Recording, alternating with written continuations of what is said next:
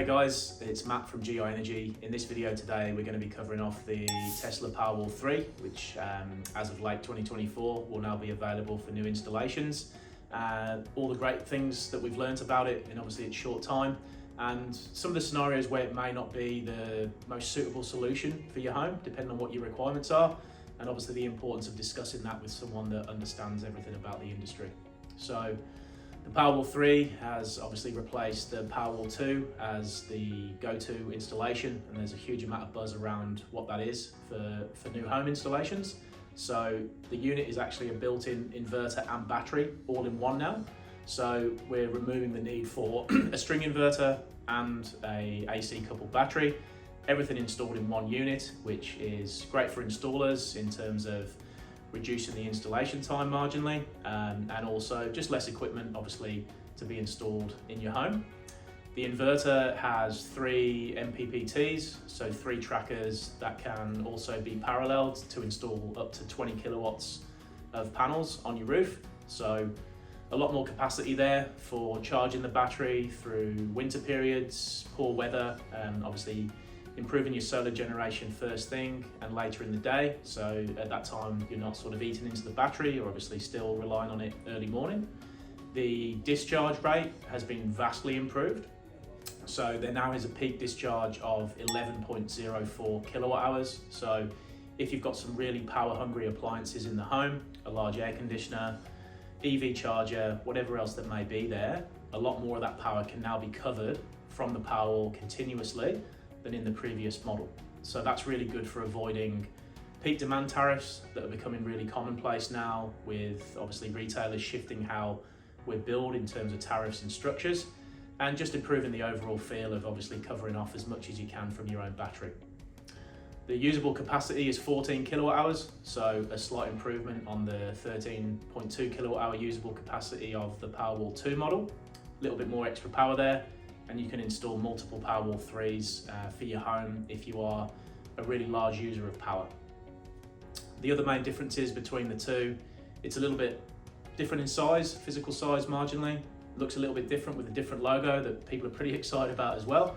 And it can still be retrofitted to existing solar installations. So if you've got a single phase Fronius, Primo inverter, Sungrow inverter, whatever may be in there, the Powerwall 3 can be AC coupled to that.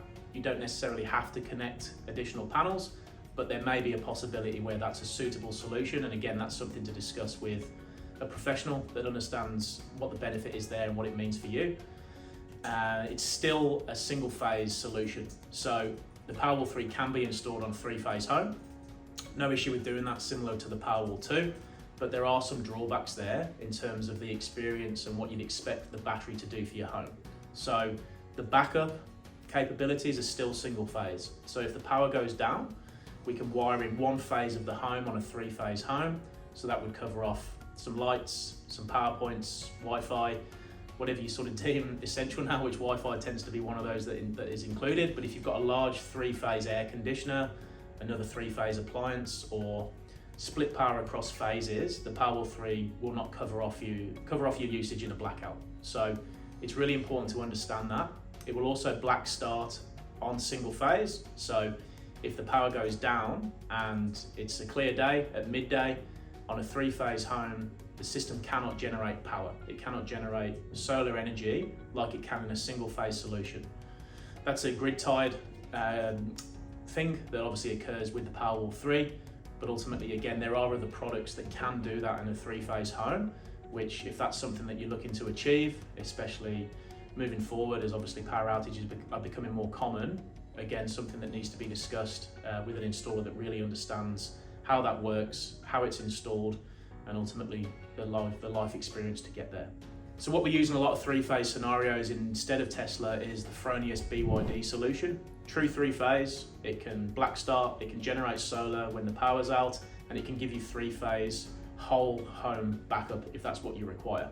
We'd obviously go through exactly what you're looking to cover off in a blackout, but there's many installations that we've performed where we've done the complete home. You can use whatever you want to have running. If you want to run your aircon, still maybe be a little bit conservative in how much you're using it, but that really is the correct solution in our opinion for a 3-phase home that's looking to achieve full backup.